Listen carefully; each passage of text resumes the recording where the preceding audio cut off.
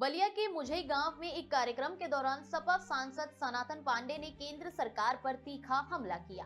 उन्होंने कहा कि सांसदों के पास सम्मान जीने का कोई मौका नहीं है और वह आदरणीय लोकसभा अध्यक्ष से मांग करेंगे कि समाजवादी पार्टी के सांसदों को उनके सम्मान के अनुसार जीने का हक मिले।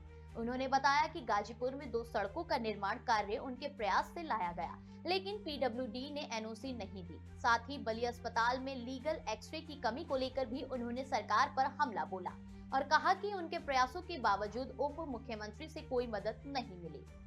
सनातन पांडे ने आगे कहा कि सरकार के आदेशों के बावजूद कर्मचारियों की मनमानी जारी है, जैसे गौड़ और रखवार जाति प्रमाण पत्र देने में रुकावटें। उन्होंने ये भी कहा कि आजादी के 70 साल बाद भारत में असल आजादी नहीं मिली और विदेशी हस्तक्षेप के कारण देश की स्थिति चिंताजनक हो गई। पांडे ने चीन और रूस की बढ़ती ताकत को लेकर भारत की सुरक्षा को लेकर चिंता जताई। उनका कहना था कि देश की एकता बनाए रखना सभी का कर्तव्य है और हमें अपनी भावनाओं से ऊपर उठकर एकजुट रहना चाहिए। करो आप भी करो, लेकिन हम लोग तो देख के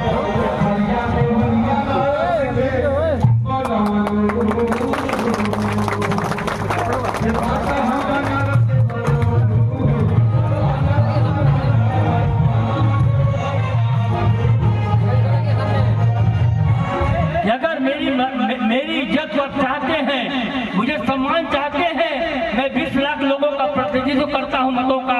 आप इस सांसद जो है कम से कम और किसी का रोके जाना रोके, समाजवादी पार्टी के सभी सांसदों का आप सांसद रोकने का काम करें ताकि एक सांसद सम्मान के साथ जी सके। आज सांसद के पास जो है सम्मान से जीने के लिए कुछ बचा नहीं है, इसलिए कि कार्यकर्ताओं को वो चेहरे जो है खिले हुए नहीं है, हमारे यहाँ भी नहीं है और आपके भी नहीं है। क्योंकि एक बड़ी साफ मैं आपके यहाँ से हूँ, आपके घर का हूँ। हर आदमी की इच्छा है कि मुझे कुछ आगे बढ़ जाए, मेरे गांव का विकास हो, कुछ काम मिल जाए, जो एक सांसद के लिए जो है इस पूरे 5 साल में असंभव है। मैं अपने सांसद से भी और अपने जो हमारे जिला पंचायत प्रमोद यादव जी बैठे हुए, संतोष चौहान जी बैठे हुए, मैं आपसे एक यही बात कहूंगा कि आप जनता के सवाल पर सिर्फ लड़ने का मन बनाइए, सिर्फ लड़िए। अब सोने की नहीं बिठा सकते हो, आने वाले ये जनता जमानत करा देंगे।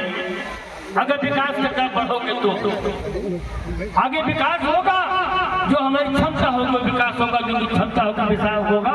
ये न पैसा अपने घर ले जा सकते, अपने घर ले जा सकते, लेकिन सम्मान तो तभी मिलेगा जब हम जनता के बीच सही बात को रखने का काम करेंगे। आदरणीय मनोज, ये बात सच है, हमको दिक्कतें हैं, हमारे साथ बहुत दिक्कतें हैं। राजधानी भाई, मैंने केंद्र सरकार से 20 सड़कों गाजीपुर में लाया। एक आप ही के इलाके की जो है महिला वहां पर इंजीनियर है ग्रामीण बेहतर सेवा में, बहुत खुश होकर के उसने जो है इसको अखबार में प्रसारण के लिए भेज दिया। वो अखबार में प्रसारण के बाद जो है आगे क्या हुआ कि 20 सड़कों में किसी भी सड़क पर जब पीडब्ल्यूडी ने एनओसी नहीं दिया, जबकि सरकार का पैसा नहीं लगना था, हमारा कोई ठेकेदार नहीं लगना था, सिर्फ हमारा बोर्ड लगना था। लेकिन आज हमको उससे भी जो है अलग आपके सवाल पर, चिकित्सालय के सवाल पर मैं नहीं बात करता हूँ भाजपा के मंत्रियों से, नहीं बात करता हूँ। जो मित्र है वो आज भी है, कल भी रहेंगे, लेकिन इस जिले के लिए जो है मैंने एक अनुरोध किया, सारी बाधाओं को तोड़ते हुए मैंने इस प्रदेश के उप मुख्यमंत्री से कहा कि हम बलिया के रहने वाले लोग हैं, बलिया नाम का मंत्री भी, आपके विधायक भी हैं, लेकिन बलिया के अस्पताल में जो है लीगल एक्सरे नहीं होता है। माननीय मंत्री जी, कुछ कर गुजरने का काम कीजिए।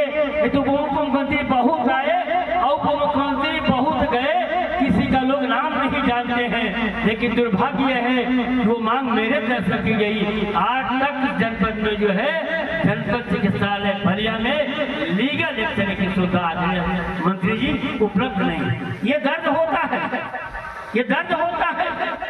हमने आपके बगल में जो है हमारी सरकार ने जो किया था स्पोर्ट्स वाले, आज तक पूरा नहीं हुआ। उनमें से समाजवादी के लोगों को नहीं रहना था, नहीं सीखना था, सबका था। दर्द होता है। आज ये सिटी पूरा नहीं हो पाई। आपके घाघरा पे दोनों पुल नहीं पूरे हो पाए, गंगा के दोनों पुल अधूरे हैं। आज हम बलिया से बिहार की जोड़ नहीं पाए, ये हमारे लिए मन में कसक है।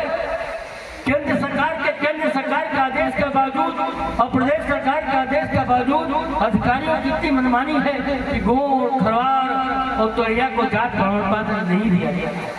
ये जात प्रमाण पत्र उन्हीं को मिल रहा है जिनकी जेब भारी है।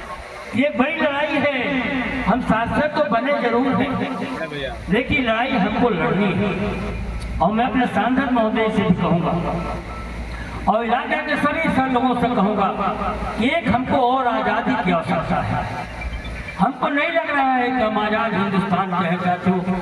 वो दिन जब मैंने टीवी पर देखा था, एक अमेरिका से जो है माल बाप सैनिक का जहाज आया, धन अर्जित करने वाले लोग आजादी के 70-70 साल बाद जो है अगर भारत के लोग अपनी गरीबी बस, लाचारी बस, अगर सीमाओं को लांघ करते आज वर्षों पहले अमेरिका पहुंच चुके थे, तो भारत को जो लौटाने का तरीका था अमेरिका का, उसको तो हमें कहते ही बर्दाश्त नहीं है। हमको लगा कि माँ की गुलाम है। हमारे भारतीय जो लौटाए गए उनके हाथ बधे हुए थे, उनके पैर बधे हुए थे, उनके कमर बधे हुए थे। और माल वाहक जहाज से जो है जब भारत का अमृत महोत्सव काल चल रहा है तो भारत के ही जो प्रदेश पंजाब अमृतसर में उतार दिया जाएगा। इस पर मैंने कहा था, शून्यकाल में मैंने प्रश्न रखना चाहा।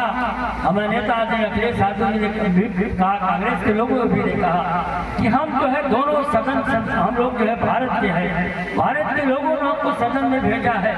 इतनी अगर दादागिरी किसी देश में अगर चलती रहेगी, हमारे 77 वर्ष बाद भी हमारे लोग अपमान होता रहेगा। यह भारत जो है अखंड भारत नहीं बन सकता है, यह भारत अखंड भारत नहीं बन सकता है। भारत अनेकताओं में एकता का देश है। आप इस पर विचार कीजिए साथियों। बड़ा दर्द होता है सब बातों को लेकर के साथी। आज जो है मुझे डर है कि जिस तरह से भारत डरा हुआ है हथियार और तेल को लेकर के, यूएसए से आदि मंत्री जी, भारत डरा हुआ है। कच्चा तेल उसको सस्ता मिल जा रहा है और उसको रूस से हथियार मिल जा रहा है। देखिए रूस ने यूक्रेन पर कब्जा कर लिया तो दूर नहीं कि चीन भी आपके कई प्रांतों पर कब्जा कर लेगा। एक उदाहरण किस हिंदुस्तान में रह जाएगा।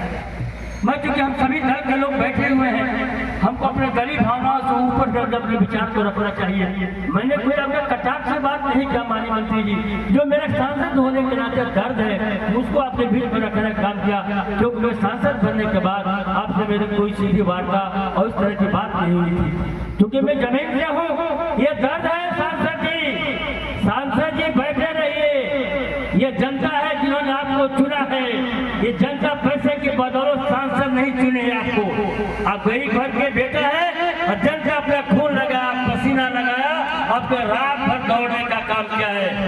तो मैं आपसे कहना चाहता हूँ कि बहुत समय